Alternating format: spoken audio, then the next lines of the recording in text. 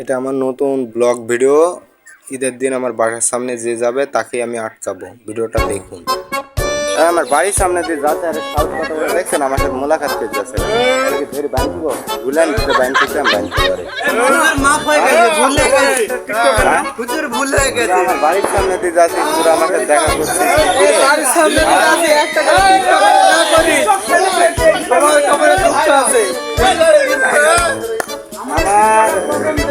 আমার হলো 14,000 ফলোয়ার আছে, আর আমার বাড়ির সামনে দিয়ে যাচ্ছে আমার সাথে দেখা করছে।